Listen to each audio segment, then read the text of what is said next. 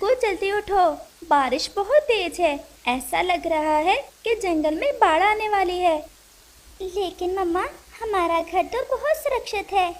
कुकू बेटा, इतनी तेज बारिश मैंने आज तक नहीं देखी। न जाने क्यों मुझे आज बहुत डर लग रहा है। वो ऐसे बातें कर ही रहे थे कि उनका घर जोर जोर से हिलने लग जाता है और फिर अचानक से उनका घर टूटकर नीचे गिर जाता है। हर तरफ पानी ही पानी था। कुकू मेरे बच्चे, कोई चोट तो नहीं आई आपके? मम्मा मैं ठीक हूँ, और आप भी ठीक है ना? मैं भी ठीक हूँ मेरे बच्चे, परंतु आपने डरना नहीं है। ऐसे हालात में डरते नहीं बल्कि मुकाबला करते हैं। वो ऐसे बैठे हुए थे कि कबूतर भी वहाँ आ जाता है। चिड़िया, आपका घर भी टूट गया?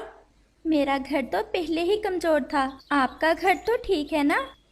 किसी पक्षी का भी घर नहीं बचा, सबके घर टूट गए बारिश में। बारिश बहुत तेज है, ऐसी बारिश तो पहले कभी मैंने देखी ही नहीं। चलो हम सब कौवे की तरफ जाते हैं, हो सकता है कि उसका घर बच गया हो। और फिर रानो चिड़िया, उसका बेटा कुकू और कबूतर कौवे की तरफ जाते हैं। परंतु कौवा और कौवी तो अपने टूटे हुए घर पर बैठे रो रहे थे। चिड़िया, मेरा घर टूट गया। मैंने पहली बार इतना सुंदर घर बनाया था, अब मैं क्या करूँगी? गोरी बहन, आप अकेले का घर नहीं टूटा, हम सबके घर टूट गए हैं। परंतु आप चिंतित ना हो, हम सब साथ हैं। हम सब मिलकर इस दुर्घटना का मुकाबला करेंगे। आज की रात हम यहीं बैठकर गुजारते हैं और फिर सुबह होते ही कोई उपाय सोचेंगे। वो सब ऐसे ही कौवे के टूटे हुए घर पर बैठकर रात गुजारते हैं। काफी समय बारिश होने के बाद बारिश रुक जाती है और फिर सुबह हो जाती है। अब बारिश के बाद हमारा इस जंगल में रहना तो बहुत मुश्किल है, क्योंकि यहाँ तो हर तरफ बाढ़ आ गई है। हर दिशा में पानी ही पानी है। हमें अब यहाँ से परावास करना होगी। चिड़िया, हम पूर्व वाले जंगल की दिशा में जाते हैं। वहाँ बहार का मौसम चल रहा है और वहाँ भोजन की भी कोई कमी नहीं है। हम भी आपके साथ ही हैं, क्योंकि यहाँ नए घर बनाने से बेहतर है कि हम यहाँ से चले जाते हैं। और फिर वो सब दूसरे जंगल जाने के लिए उड़ते हैं। चिड़िया का बेटा उड़ता तो था, लेकिन उसने अभी नया नया उड़ना सीखा था, इसलिए थोड़ी ही दूर जाकर वो थक जाता है। मम्मा, मम्मा मेरे पंखों में बहुत दर्द होने लगा है, मुझसे और उड़ा नहीं जा रहा।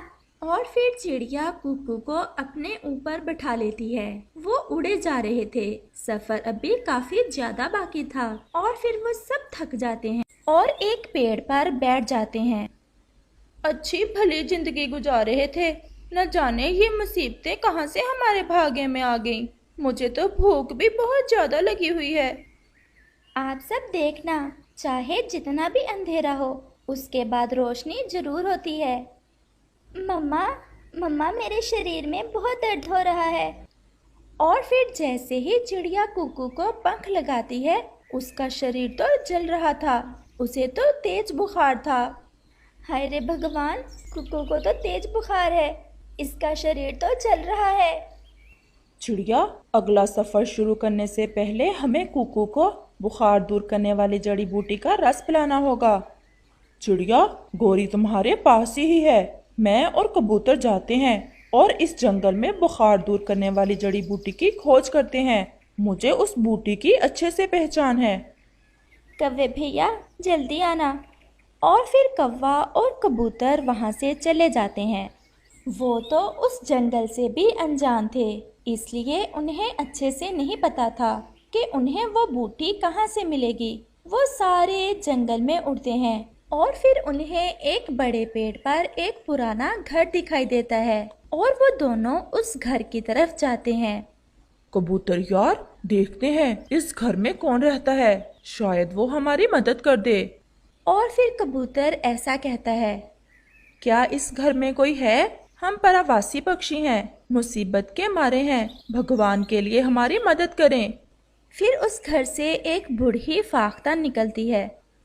कबूतर और कौवे, क्यों इतने परेशान हो और क्या हुआ है? बड़ी माँ जी, हमारे घर बारिश में टूट गए हैं, हम भूखे भी हैं और हमारे साथ जो चिड़िया है उसके बेटे को तेज बुखार है। कुछ समझ नहीं आ रहा, हम क्या करें। अब तो शाम भी होने वाली है। आप मेरे घर में रात गुजार सकते हो। मैं आप सबको खाना भी दूंगी और मोहब्बत भी। कौवे, आप जाएं और चिड़िया और दूसरे पक्षियों को भी साथ ले आएं। ये तो आपका बड़ा एहसान होगा हम सब पर। जाओ कौवे, गोरी और चिड़िया को भी ले आओ। बेहतर यही है हम रात यहीं गुजार लेते हैं और फिर कल सूरज निकलने पर अगला सफर शुरू करेंगे। और फिर कौवा दूसरे पक्षियों को लेने चला जाता है। कौवा जल्द ही चिड़िया, कुकू और गोरी को भी साथ ले आता है। आप सब इस घर में सुरक्षित हैं। ये कुछ फल हैं, ये आप खा लें। माँ जी, मेरे बेटे को तेज बुखार है और हमें कहीं से भी बुखार दूर करने वाली बूटी का रस नहीं मिला। मेरे बेटे का शरीर जल रहा है। मैं अभी इस छोटे बच्चे को दवा देती हूँ, मेरे पास दवा है। और फिर बूढ़ी फाख्ता कुकू के मुंह में 2 कतरे बुखार दूर करने वाले रस के डालती है। माँ जी, आप बहुत अच्छी हो। मैं आप सबकी परेशानी समझ सकती हूँ क्योंकि मैंने भी ऐसे दुख देखे हैं। माँ जी, आप अकेले ही रहती हैं, कोई और नहीं है आपके परिवार में। बूढ़ी फाख्ता तो रोने लग जाती है। मेरा बेटा, मेरी बहू और मेरा पोता सब मार दिए जालमों ने। उनका क्या कसूर था? बस यही कि उन्होंने किसी की मकई से चंद दाने खा लिए थे। ये सुनकर वो सब दुखी हो जाते हैं। कुकू का बुखार अब ठीक था। वो सब फल खा लेते हैं और फिर बातें करते करते सो जाते हैं। और फिर सुबह हो जाती है। अगर आपकी इच्छा हो तो आप मेरे साथ इसी घर में भी रह सकते हैं। आपका बहुत बहुत धन्यवाद माँ जी, परंतु हमें पूर्व वाले जंगल जाना है। वहाँ हमारे और भी दोस्त हैं और हमने सुना है वहाँ बहार का मौसम चल रहा है। जब कभी यहाँ से गुजरना तो देखते जाना। अगर मैं जिंदा हुई तो मिलते जाना मुझसे। और फिर वो सब वहाँ से चले जाते हैं। उस फाख्ता ने जो प्यार उन्हें दिया था उसे वो कभी नहीं भुला सकेंगे। आखिरकार वो सब पूर्व वाले जंगल पहुँच जाते हैं। वहाँ तो हर तरफ पक्षियों के संगीतों की आवाजें आ रही थीं। हर तरफ फूल ही फूल थे और फल ही फल। सब बहुत खुश थे। आप सबका इस नए जंगल में स्वागत है। कहाँ से आए हैं आप? हम पहाड़ों वाले जंगल से आए हैं।